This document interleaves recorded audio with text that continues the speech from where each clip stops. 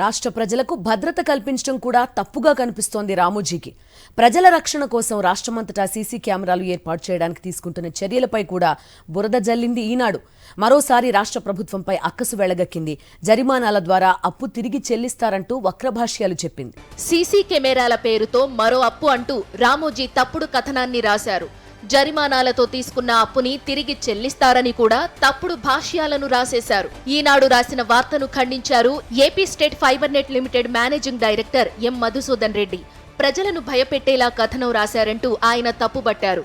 రాష్ట్ర ప్రజల భద్రతను దృష్టిలో పెట్టుకుని ఎన్నో అంశాలను పరిశీలించాకనే ఎక్కువ కాలం ఉండేలా రాష్ట్రంలో పటిష్టమైన నిఘా వ్యవస్థను ఏర్పాటు చేయాలని నిర్ణయించింది ఏపీఎస్ఎఫ్ఎల్.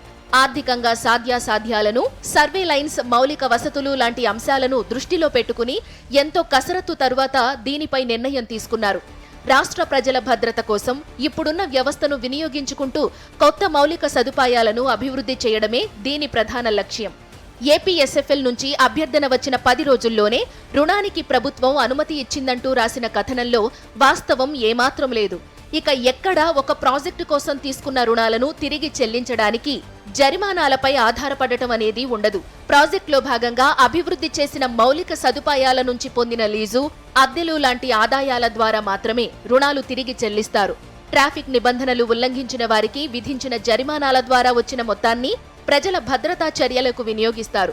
అంతేకాని జరిమానాల సొమ్మును రుణాలకు చెల్లిస్తారనే ఆరోపణ పూర్తిగా నిజం కాదంటున్నారు ఏపీఎస్ఎఫ్ఎల్ ఎండీ. మరోవైపు ఏపీఎస్ఎఫ్ఎల్ మొదటి నుంచి ఈ ప్రాజెక్ట్ అమలు నిర్వహణ ఏజెన్సీగా కొనసాగుతోంది.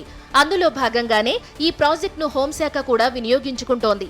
అలాగే 300 కోట్ల రుణం అనేది బీబీఎన్ఎల్ మొత్తం ప్రాజెక్టు వ్యయంలో కేవలం 50% మాత్రమే. ఆర్థిక పరిమితులు ఉన్నప్పటికీ బీబీఎన్ఎల్ ప్రాజెక్టును విజయవంతంగా అమలు చేశారు. అంతేకాదు, దేశంలో భారత్ నెట్ మిషన్ లక్ష్యాలను సాధించిన మొదటి రాష్ట్రంగా ఆంధ్రప్రదేశ్ను నిలబెట్టింది బీబీఎన్ఎల్. బీబీఎన్ఎల్ ప్రాజెక్టు కోసం తీసుకున్న రుణంలో పురోగతి లేదనే ఆరోపణ పూర్తిగా నిరాధారమైంది.